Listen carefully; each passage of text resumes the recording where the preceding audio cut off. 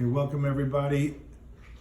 It's nice to be able to speak directly to our Talmidim. We'd love to have everyone in the yeshiva here in Miami, but I guess we'll have to settle for some cyber talk. We'd like to thank Rabbi Mordechai Schwartz for helping organize and coordinate a new effort to somehow connect better with our Talmidim abroad and outspread all across the universe. So if you're tuning in, thank you very much. We look forward to be able to connect with you and to be able to talk to you in any way, shape, manner, or form.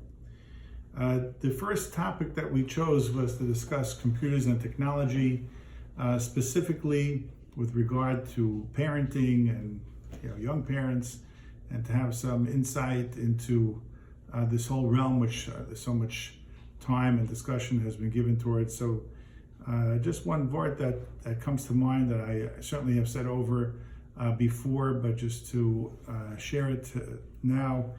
The pasuk says and told us that when Esav went ahead and married Yehudas Basberi Achiti and Basmas Baselon Achiti, so Esav married these women, and the pasuk says Vatiyena Moras Ruach LiYitzchak LeRivka, and this was a cause of tremendous anguish to Yitzchak and to Rivka. And Rashi points out because they were Oved Avodah Zarah. So obviously the Yitzchak and Rivka were pained by it, the daughters-in-law who were Oved Avodah Zarah. And the Sifsei Chachamim mentions over here that Rashi somehow is medayik from the fact that Yitzchak was listed before Rivka, that Yitzchak was in more anguish and more pain than Rivka was, because after all, Yitzchak came from the house of Avram, and Rivka came from the house of Besuel. And in Yitzchak's home, it was all tzaddikim, and Rivka saw Avodah Zarah, so she was not as anguished and not as pained by the Avodah Zarah that Esav took into his house.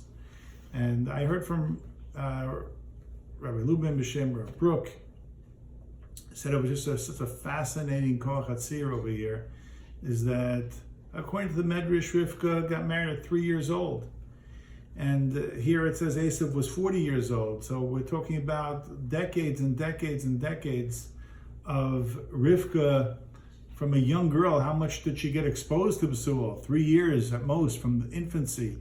And over the next 40 years, she was a tzadekes. She was an aviyah. She was the imos, the aim shel kol Yisrael. She bore Yaakov Avinu. She was not at all in the realm of Avodah Zarah, and yet the pasuk testifies over here, according to Rav Brook, that Rivka was not as pained by the Avodah Zarah that Esav was bringing into his home. And this is because, and I think this is the theme for the umbrella of the first thing that everyone has to realize when it comes to technology and computers, is that whatever influence gets in is there. It's staying there, and Rivka, whatever Avodah Zarah she saw, definitely did not resonate, but yet somehow it created a little bit of a softening, made it a little bit callous, and was not as sensitive to the Avodah Zarah as Yitzchak was. So that's, I think, the first thing we want to point out, that in terms of exposure, not that we want to live with our heads in the sand and that there's no electricity and no computers and no technology, not saying that at all, but the first thing to realize is that whatever exposure there is going to be is going to have an effect, and regretfully, the effect could last a lifetime. The good news is that Midah Tova is Meruba B'Midah Pernius, that we have the ability to shower upon our children excellent exposures that also last a lifetime. We could overpower some of the negative exposures. So that is the good news. But the various things that we put in shtadlis into our children is just mind-boggling. I heard from a mechanech, he said this 20 years ago, and I've been here 25 years, so with the perspective of time, is just interesting to note. The mechanech said this 20, maybe a little bit more, in Miami, and in one of the homes in North Miami Beach, I think by some kind of open house. He said that what our great grandfathers were exposed to in the shtetl was the schmutz that they were exposed to, whatever schmutz they were exposed to in their entire lifetimes, is trumped today by one trip to the supermarket. And now, what would they say 20 years later? You know, one trip to the supermarket, you don't have to go to the supermarket, you can see right in your home. So I think that's the first thing to keep in mind in terms of exposure. We want to make sure that what we're giving to our children is pure and pristine, especially in the tender years. Everything should be kaddish for kedushim as much as possible. The ability to become exposed doesn't happen right away, and like we saw in last week's parashiyos with the Benos Moav, you know, in order for Moav to entice Klal Yisrael, they didn't go straight into the znus. They started with some wares, and they had the old ladies in the front, and come, let me see if I can sell you something, and eventually one thing led to another, and it came out the whole, you know, znus with Benos Moav.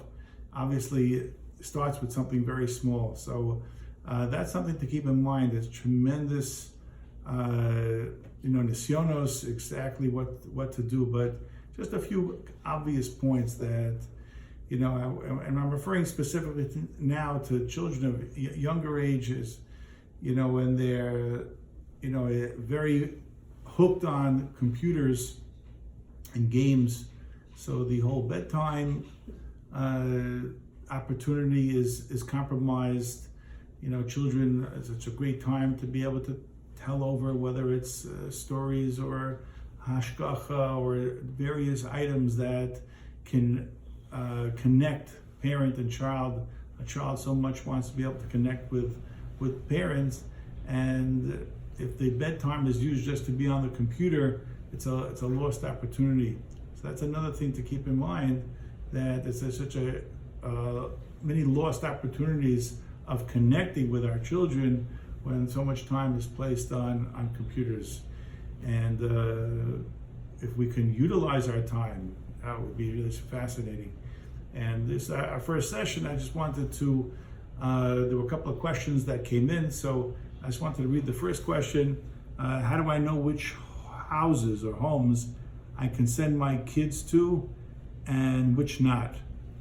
So that's a question that came in. It's an excellent question, because we want to have the right exposures and relationships for our children. So I would say, there are a couple of answers. The first thing I would say is if you don't know the family, the first thing is to ask the manal, the Rebbe, privately. Ask them that my child was invited to this home. You know, first ask the Rebbe, manal, what type of home is it, and that's the first piece of information you should find out. Best thing would be to go yourself. You know, go visit the home yourself, find an excuse, whether it's a Shabbos or whatever, to go with the child and to see what's there, to know firsthand what exposures are going to be taking place in the home, and to make sure you're comfortable that the right hashkafas and the right games are being played and appropriate for what you feel would be terrific for them. And also, I think it's very important to note that invite the child to your home. Try and make your home the home that your kid wants to invite his friends over to. And you may have to supply the home with various types of games and shtick and basketball, and perhaps kids get a little older, ping pong. Make the house exciting, whether it's periodicals with different magazines. Now there are so many of them that for children that are appropriate, that you could create that arena inside your home that he wants to be there and have his friends come to your house. Certainly avoid the question in the first place, because he's always inviting children to your home. And if there's someone that you are comfortable with, then maybe sometimes you can encourage that by having a Shabbos meal together and have them feel that that's a home that they feel safe in, because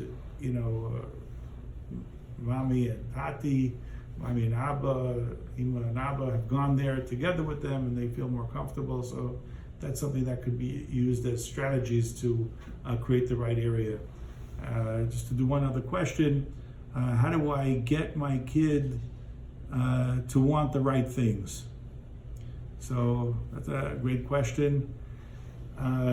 Also, just to get onto, let's say, cell phone.